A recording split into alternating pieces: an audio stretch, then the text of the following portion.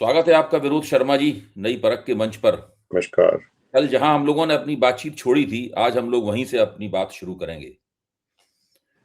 कल की चर्चा में बार-बार आप कह रहे थे कि आज नरेंद्र मोदी अपनी कैबिनेट की जो सुरक्षा कमेटी है, उसकी बैठक करेंगे और शायद उसमें से मध्य पूर्व में जो हो रहा है, जो ईरान और जो अमेरिका और इज़राइल का ईरान के ऊपर जो मिला-जुला हमला है और ईरान ने उसका जो ज़बरदस्त जवाब दिया है, हालाँकि उसके सर्वोच्च नेता भी शहीद हो गए हैं और उसका बहुत फौजी नेतृत्व भी शहीद हो गया है, बहुत बड़ा।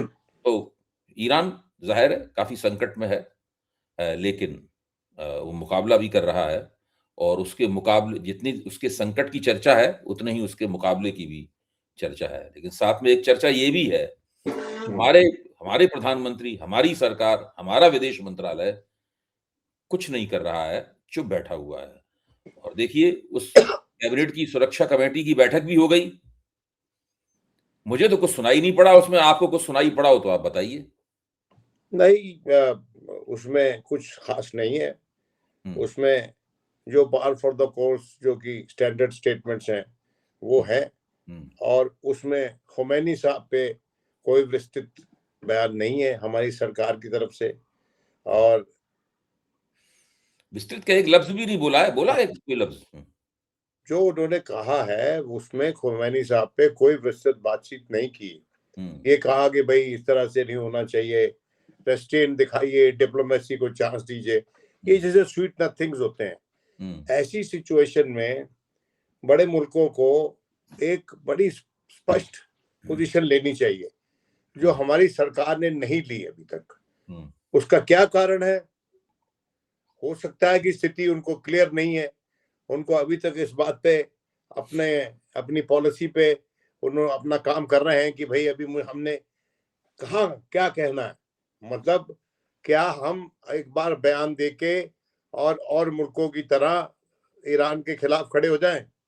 हुँ, देखिए, इस पूरा गल्फ जो है, हुआ क्या है हुँ, कि कल के बाद ईरान के पास क्या ऑप्शन था? ईरान के पास यही ऑप्शन था ना हुँ, कि वेस्ट एशिया जहाँ पर तेल के ज़ख़ीरे हैं, जहाँ पर बड़ी-बड़ी इन्वेस्टमेंट्स हैं, जहाँ पर बड़ी-बड़ी प्लान है डोनाल्ड ट्रंप के ने की और उनके दोस्तों की, वहाँ पर निवेश की बड़ी-बड़ी बातें हैं। वहाँ पर कुछ ऐसा कर दो जिसके चलते उनके उनके उनके उनके मन में जो डर है, उन मुल्कों के मन में जो डर है, उसका एक दबाव बने यूनाइटेड स्टेट्स पे, जिसके चलते ये युद्ध वो रोके। लेकिन मुझे ऐसा होता हुआ नज़र नहीं आ रहा। ना वो ही रोकना चाहते हैं युद्ध और ना ये रोकेंगे युद्ध। तो अब आज के दिन अभय जी यूनाइटेड नेशंस की कोई सुन नहीं रहा। हुँ, और चीन ने बोला, बड़ी देर से आज बोला सुबह शायद, हुँ, और उन्होंने कहा कि ये तो रेकलेस लड़ाई है, ये नहीं होना चाहिए ऐसे। लेकिन कोई भी स्पष्ट तरीके से मुझे कोई रेफरी नजर नहीं आ रहा हुँ, जो इस युद्ध को रुकवा दे। हुँ, यूनाइटेड नेशंस की तो बात ही नहीं कर रहे, उसको तो पूछ ही नहीं रहे ये लोग। हुँ, और अगर पूछेंगे भी तो उसके पास अधिकार अधिकार क्या है यूनाइटेड नेशंस के पास? कुछ नहीं। भाई ऐसा बड़ा युद्ध किसी इतनी बड़ी सुपर पावर ने हुँ, बिना किसी यूएन रेजोल्यूशन के शुरू कर दिया। हुँ, ऐसा बड़ा युद्ध उसी सुपर पावर ने अपनी कांग्रेस की ऑथराइजेशन के बिना शुरू कर दिया। और उसका जो दूसरा क्या कहते हैं पार्टनर है इसमें, ईरान, इराक, ये इजराइल। इजराइल तो चाहता है कि युद्ध हो। इजराइल युद्ध रोकना नहीं चाहता। इजराइल को ये सूट करता है कि युद्ध लगातार चलता रहे, जिसके चलते जो डर इजराइल पैदा करना चाहता है वहां अपने हमसाया मुल्कों में, जिसके चलते मुझे डर पता क्या है अभय जी, कि आगे कोई कल डिसैक है, कोई मतलब बाहर का रास्ता मुझे नजर नहीं आ रहा कि कहां से निकलेंगे ये। हुँ, और जिन लोगों को, जो लोग हस्तक्षेप करके एक न्यूट्रल भूमिका अदा करके दोनों को समझा सकते थे, उन्होंने भी पक्षपात करके पोजीशन ले ली है। हुँ, उसमें अब इंग्लैंड भी, यूके भी शामिल है, हुँ, उसने भी ले ली है पोजीशन। फ्रांस भी शामिल है। फ्रांस भी शामिल है। और सिर्फ चीन को और रूस को छोड़ दो आप, जिन्होंने कोई स्पष्ट पोजीशन नहीं ली, और वो शायद देख रहे हैं कि कैसी स्थिति क्या करवट लेती है। कोई और मुल्क है ही नहीं जो हस्तक्षेप करके इनको रोक सकता है ही नहीं। और इस सब के चलते क्या होगा, इसका निवारण कैसे होगा, आप मुझे बताइए। आपको कोई नजर आती है कोई ऐसी एजेंसी जो बहुत एजेंसी मतलब इंडिविजुअल कंट्रीज की कोई ऐसी एजेंसी हो, agency in the terms of their सोचने समझने की शक्ति, that agency is also not there. Without agency, without some degree of concern and because some degree of objective, without an objective to end the war.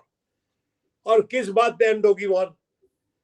आज के दिन Donald Trump, ये लड़ाई रुक जाती है तो डोनाल्ड ट्रम्प के मुंह पे तो काले के भाई, उसके क्या निकला, क्या निष्कर्ष क्या निकला इस लड़ाई का? क्या आईएई की आज मीटिंग हुई थी और उसमें क्या ये पता क्या ये फैसला हो गया कि इनके पास न्यूक्लियर जो इनके पास मटेरियल है, it is not enough for making bombs? कोई ऐसी उन्होंने अनाउंसमेंट की है आईएई ने, और कोई इंस्पेक्शन हुई है क्या? देखिए, किसी भी फ्रंट पे, ना तो न्यूक्लियर फ्रंट पे, ना तो आर्म्स फ्रंट पे, ना तो पीस फ्रंट पे, कोई भी हमको ऐसा नजर नहीं आ रहा, कोई भी एजेंसी जो कि उसमें हस्तक्षेप कर इसका निवारण करवा दे। This world is today leaderless. हाँ विरोध जी, आज ट्रम्प को मैंने CNN के ऊपर एक तरह की धमकीनुमा अपील जारी करते हुए सुना ईरान की फौज के लिए कि आप लोग सरेंडर कर दीजिए। अगर आप सरेंडर नहीं करेंगे तो सर्टेन डेथ, आपकी मौत निश्चित है, सर्टेन डेथ है। अगर आप सरेंडर कर देंगे तो मैं वायदा करता हूं कि मैं आपके साथ नरमी से पेश आऊंगा और काफी उदारता दिखाऊंगा। ये इस तरह की आप क्या समझते हैं? अच्छा, कि इससे ट्रम्प का इरादा पता लगता है, इससे ट्रम्प का इरादा पता लगता है कि जब तक ईरान पराजय स्वीकार नहीं करेगा तब तक वो युद्ध को नहीं रोकेंगे, ऐसा लगता है उनकी बात से। देखिए, बात यह है कि ये वो कौम नहीं है जो इतनी आसानी से सरेंडर कर देगी। ये तो बात सहमत हूं मैं आपकी इस बात से। ये कोई पाकिस्तान की फौज नहीं है 90,000 जो सरेंडर कर देंगे हमारे कहने पे, जैसे हमारे कहने पे हो गया था बांग्लादेश की लड़ाई में। ये वेनेजुएला भी नहीं है। और आज के दिन कोई इंटरनेशनल ऑर्गेनाइजेशन नहीं है जो हस्तक्षेप करना चाहती है बड़ा संजीदा तरीके से। ये चीन कर सकता है इसमें हस्तक्षेप, और चीन और रूस मिलके कर सकते हैं। और हमारे जो रणबांकुरे हैं, जो फॉरेन पॉलिसी में बड़ी बड़ी बात करते थे, वो कहते थे कि भाई हम न्यूट्रल हैं, हम लड़ाई रुकवा देंगे। हम यूक्रेन की लड़ाई में जो पोजीशन थी ना कि हमारी तो दोनों तरफ से दोस्ती है, हमारी यूक्रेन से भी दोस्ती है, हमारी रूस से भी दोस्ती है, तो हम इस लड़ाई को रुकवा सकते हैं जी। आज के दिन वो जो न्यूट्रलिटी थी वो पार्शियलिटी में बदल गई है। आपने उनके इतने बड़े धर्म गुरु के कत्ल के बाद, उसकी किलिंग के बाद, अमेरिका और इजराइल के द्वारा मिलकर जिस तरह से मारा गया है उसको, उसके बाद आपके हलक से एक बयान नहीं निकल रहा। इसका मतलब क्या है? आज के दिन मैं समझता हूं कि भारत एक संप्रभुता रखने वाला मुल्क है। क्या आपको नजर आता है? क्या नहीं, बिल्कुल नहीं। मुझे अफसोस हो रहा है जो शब्द मैं इस्तेमाल करने जा रहा हूं, और कल आपने कहा था कि विदेश नीति के मसलों में कड़े लफ्जों का इस्तेमाल नहीं करना चाहिए, लेकिन आप भी मजबूर थे कुछ कड़े लफ्जों का इस्तेमाल करने के लिए। मैं भी आज मजबूर हूं।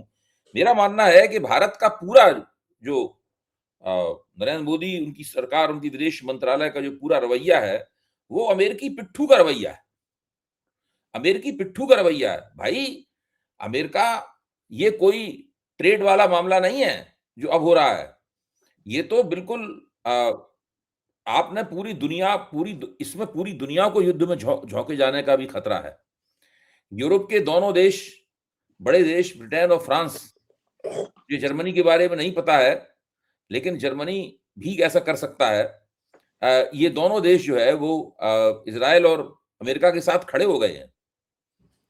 और देखिए, यहाँ तक कि उन्होंने ये भी कह दिया है, फ्रांस ने तो शायद ये भी कह दिया, अपने कुछ अपने अपने अपनी एटमी ताकत के बारे में भी कहा है कि वो भी अ, इस्तेमाल के लिए तैयार है।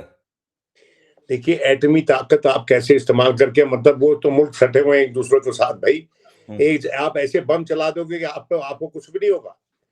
ये तो है नहीं कि आप अक्रॉस द अटलांटिक से बम चला रहे हो, मतलब 7 समुंदर पार से आप बम चला रहे हो।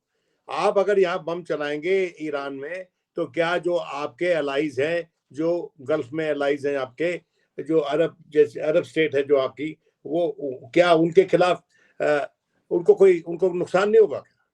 बिल्कुल होगा। और to use a nuclear device ऐसी फ्लूइड सिचुएशन में, ऐसी डेंजरसली पॉइज सिचुएशन में, ये तो कोई सरफिरा ही कह सकता है। और मैं कह रहा हूं कि धमकी मत दो भाई, ये कौम धमकी से नहीं डरेगी।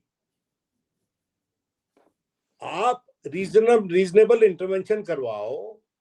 आप जिस ऑर्गेनाइजेशन को, जिस मल्टीलेटरल बॉडी को आपने मौत के घाट उतार दिया, जिसका नाम यूनाइटेड नेशंस है, उसके जरिए ही इंटरवेंशन करवाओ। लेकिन ये लोग, ये तो IAEA भी खुद हैं, एटॉमिक एनर्जी अथॉरिटी भी खुद है, और यूनाइटेड नेशंस भी खुद हैं, और ये ग्लोबल ट्रेड को चलाने वाली संस्था भी खुद है। यानी हर संस्था में ये लोग अपनी छाप रखना चाहते हैं और उसको कंट्रोल करना चाहते हैं।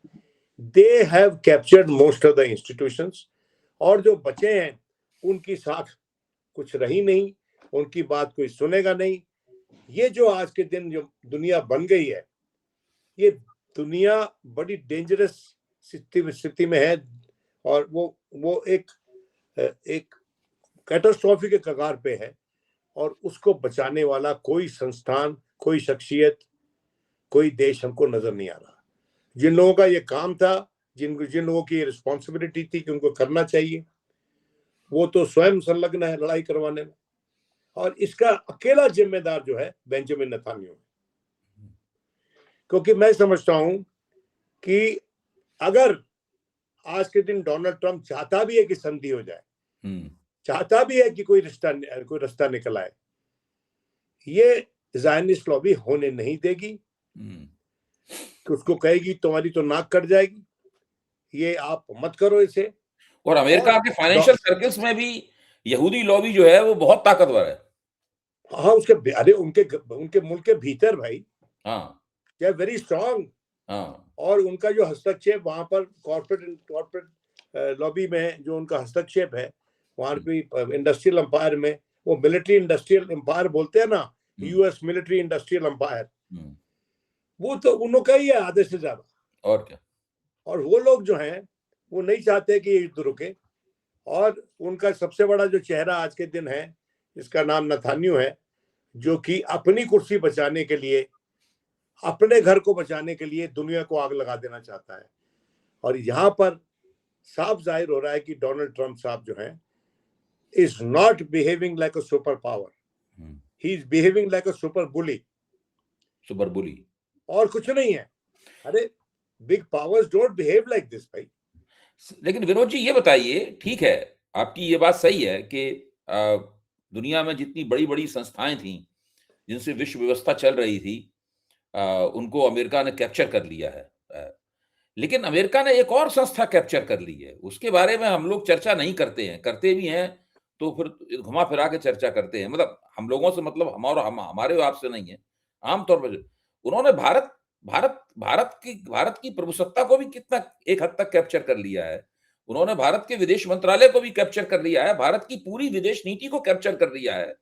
भारत की विदेश नीति, मुझे तो लगता ये है कि वो हर कदम उठाने से पहले उनकी तरफ देखती है कि उनसे पूछ ले कि भाई वो क्या चाहते हैं। अरे कैप्चर करने की जरूरत ही नहीं है प्रोफेसर साहब। ये तो वहां जाते हैं ना, नतमस्तक हो जाते हैं। हम तुम्हें दिल दे चुके सनम है, हम तुम्हें दिल दे चुके सनम, वहां पहुंच जाते ये कहते हुए। इनको भी देखो, it's not easy to wear power. It is not easy to take a position in a dangerously poised situation like what we have today in our region and in whole of the globe. और जो Iran है उसके पास देखिए इन्होंने क्या किया है कि ईरान का कोई स्टेक बचाया नहीं, कुछ छोड़ा ही नहीं. When you lose stakes in life, when you lose stakes in the survival of institutions, when you lose stake in the survival of this world, in this globe, देखिए डिप्लोमेसी चलती किस बेसिस पे है कि आप जो पार्टी, हर party जो involve है उसको कोई ना कोई होप दो, कोई ना कोई उसको रीजन दो कि you have to save this situation. You have to create a vested interest for peace in this region. That vested interest for peace will come from where? That could have come from a multilateral institution, some these Bretton Woods institutions, जो कि हमारे देश में हैं. लेकिन अब तो भैया आप जा रहे हैं, आपने बम चला दिया, आपने यूनाइटेड नेशंस को इसमें इन्वॉल्व करने की जरूरत नहीं समझी, आपने अपनी स्वयं की इलेक्टेड कांग्रेस को इन्वॉल्व करने की जरूरत नहीं समझी, और आपको एक छोटा सा मुल्क आप इतनी बड़ी सुपर पावर को हाँक रहा है, उसके नाक में नकेल लेके घुमा रहा है. It is a very laughable situation where Jerry is going around making Tom dance without clothes. ये टॉम एंड जेरी की लड़ाई होती थी ना, ये टॉम एंड जेरी आज के दिन एक ही तरफ है, लेकिन जो इसमें चूहा है वो बिल्ली को नचा रहा है और बिल्ली उसे डर रही है लगता है. अरे why can't the president of the US of A pick up the phone and tell the Prime Minister of Israel that enough of it, we have to put a stop to this war. This is the things on which you have to take some steps so that we can convince the other side that they have. आप जिस तरह की कल से व्याख्या कर रहे हैं डोनाल्ड ट्रंप की, और पहले भी करते रहे हैं, उसमें तो आपको डोनाल्ड ट्रंप से ये उम्मीद नहीं करनी चाहिए, नंबर 1. नंबर 2, इजराइल ने मान लिया है कि मोदी के इजराइल जाने से पहले कम से कम 1-1.5 महीने से वो इस लड़ाई की पूरी तैयारी कर रहा था. सारे उसने मोर्चाबंदी कर ली थी, एक-एक निर्णय ले लिया गया था पूरा का पूरा. और ये भी बात निकल के स्पष्ट हो गई है कि ये तैयारी पूरी की पूरी अमेरिकी सहयोग से हुई थी, अमेरिका उसमें भागीदार था, और अमेरिका भी तैयारी कर रहा था, ये भी तैयारी कर रहे थे, दोनों ही तैयारी कर रहे थे. मुझको तो लगता है कि वो जो सुप्रीम कोर्ट का फैसला जो आया, उस फैसले के बाद में, अमेरिकी सुप्रीम कोर्ट का उस फैसले के बाद में डोनाल्ड ट्रंप और नेतान्याहू की, मेरा आकलन है, बातचीत हुई होगी कि भाई अब ये कर दिया जाए और हम दोनों मिलकर इस काम को करते हैं. ये बिल्कुल सही बात है आपकी. हाँ, तो अब आप डोनाल्ड ट्रंप से ये उम्मीद क्यों कर रहे हैं? ये मेरी गलती है कि मैं नरेंद्र मोदी से उम्मीद कर रहा था कि ये कम से कम जब ईरान के सर्वोच्च नेता की हत्या की गई, उसके बाद कम से कम ये शोक संदेश भेजेंगे. ईरान हमारा बहुत पुराना दोस्त है, उसने कश्मीर के मसले पर हर जगह, हर मुकाम पर भारत का साथ दिया है. और मुझे याद है जब सद्दाम हुसैन को फांसी दी गई थी, तो फिर भारत सरकार ने, मनमोहन सिंह उस वक्त प्रधानमंत्री, अफसोस जताया था, विरोध जताया था, शोक संदेश दिया था, ये सब किया गया था. वो जमाना गया जी, वो जमाना गया प्रोफेसर साहब. वहां पर लोग दानिशमंद होते थे जो नेताओं की पोजीशन पे बैठे हुए थे. जी, यहाँ पर 2 लोग हैं जो दुनिया को नचा रहे हैं, जो उनकी आज की हैसियत है उसके दम पर, क्योंकि उनको पता है कि कल ये हैसियत रहे या ना रहे, विभिन्न कारणों से. और एक मुख्य कारण जो उनको डोमेस्टिक चैलेंज, अपने घर पे वो चैलेंज फेस कर रहे हैं, वो ये है. और ये कल भी हमने चर्चा की थी कि ये इलेक्शन लड़ रहे हैं. They are not fighting a war, they are fighting an election in which they have brought so much of distress, and they have brought so much of danger, cogent danger to the globe as an entity.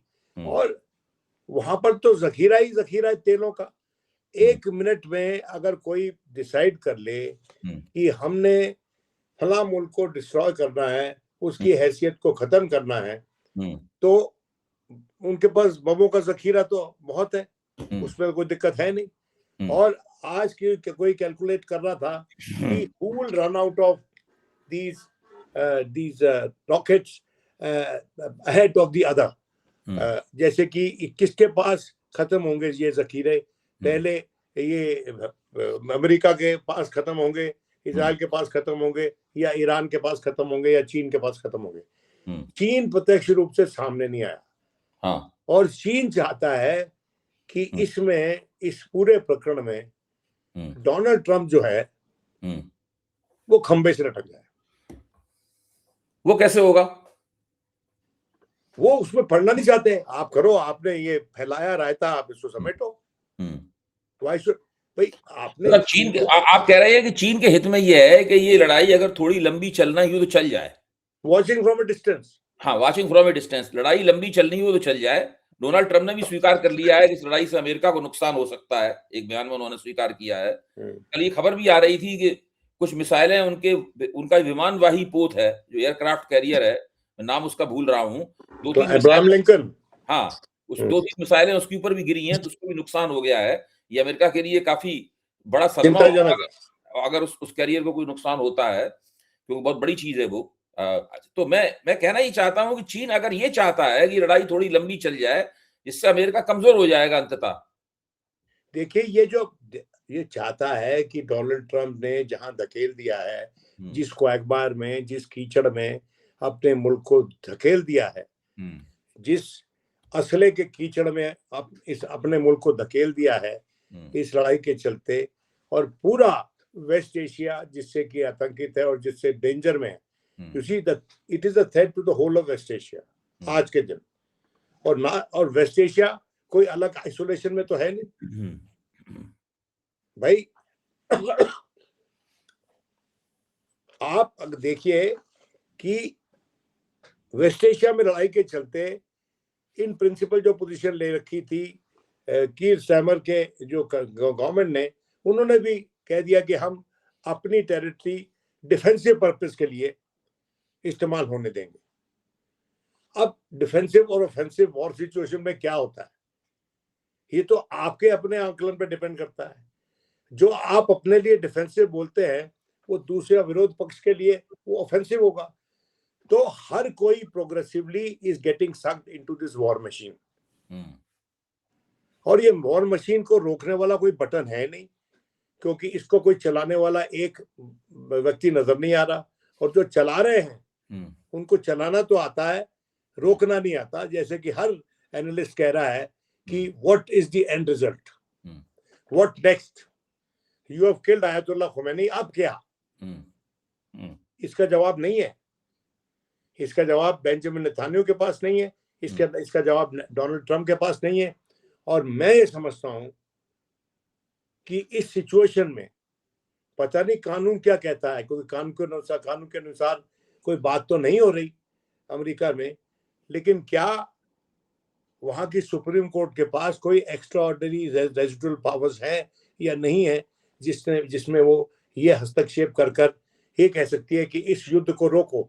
जैसे उन्होंने tariffs को roll back करवाया या रोका, उस पर अंकुश लगवाया, उसी तरह से, क्योंकि वो जो ज्यूरिसडिक्शन थी वो कांग्रेस की थी, इसी तरह से वॉर डिक्लेयर करना, उसकी ज्यूरिसडिक्शन तो कांग्रेस के पास है, वो तो उन्होंने इस्तेमाल ही नहीं की, उसको तो बताया नहीं अभी तक।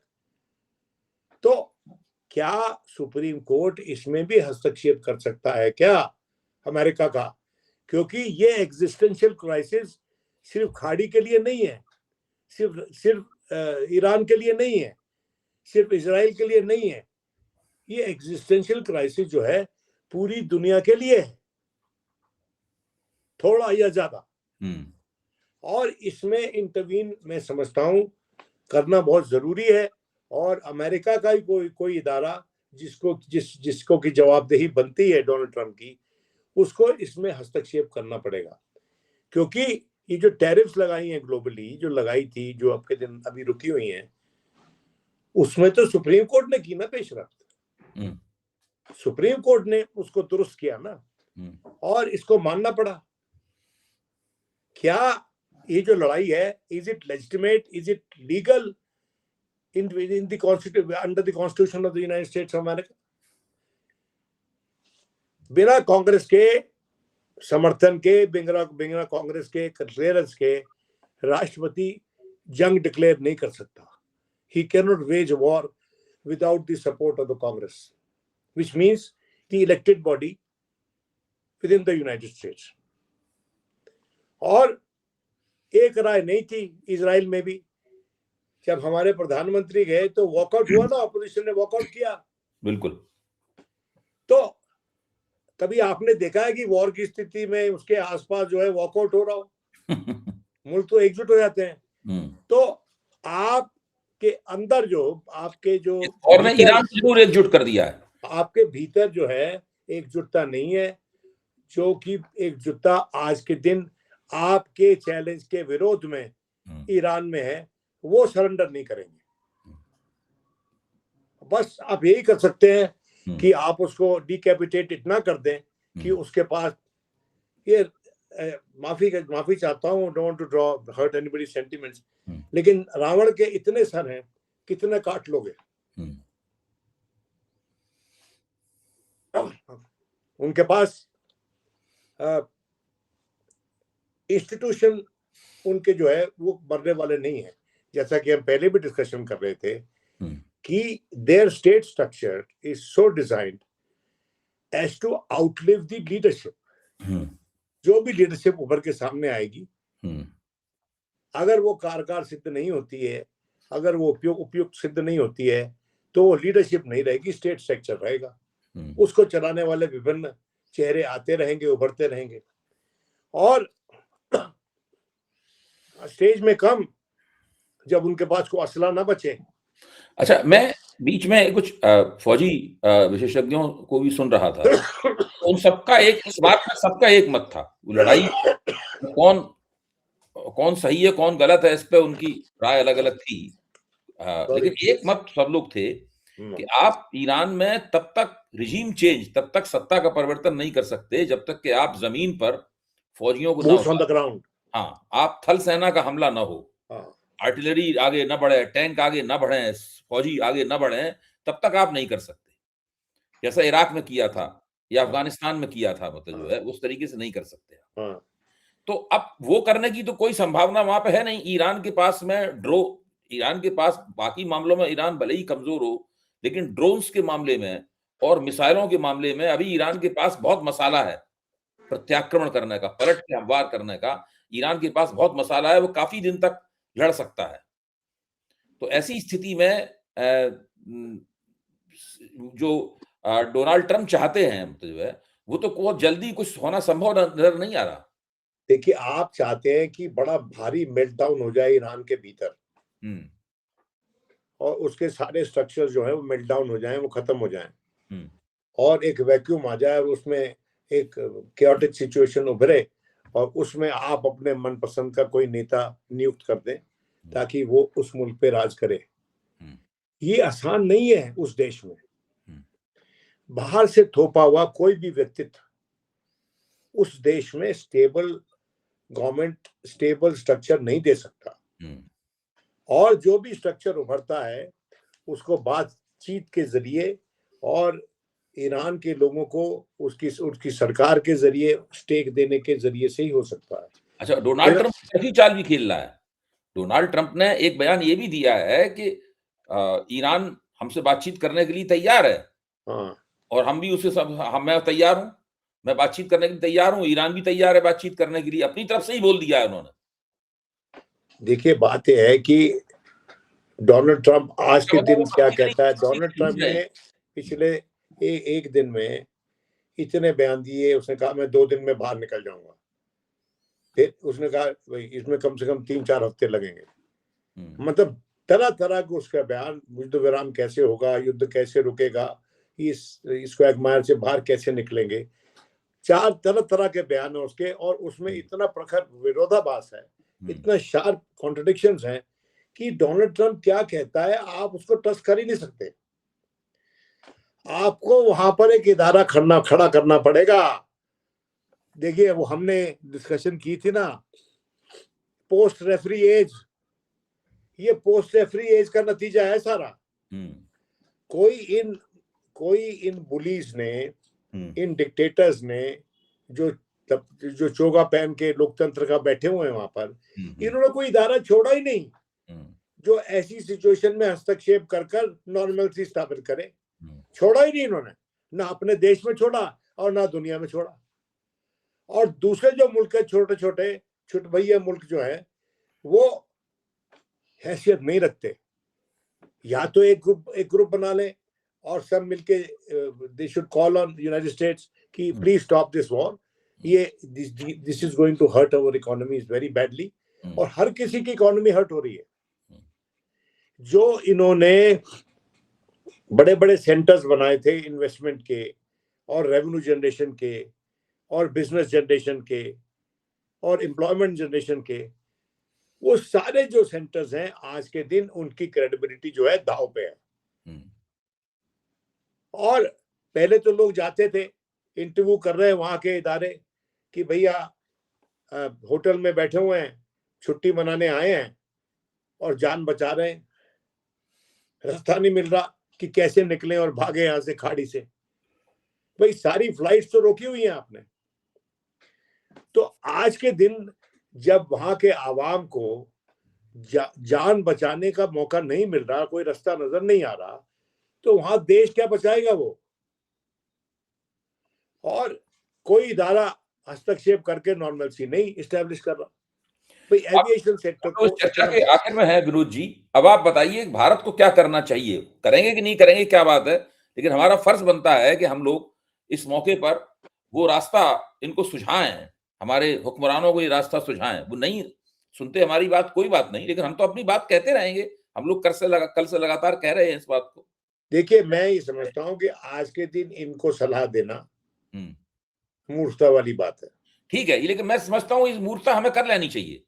इसलिए कर लेनी चाहिए कि हम अपनी जिम्मेदारी तो करें भाई पूरी। अरे भाई इनको कम से कम ये काम तो शुरू करें ना, कि जो वहां पर हुआ है, जो कत्ल हुआ है, इतना बड़ा कत्ल हुआ है वहां पर ईरान में, उसकी भर्त्सना तो करें।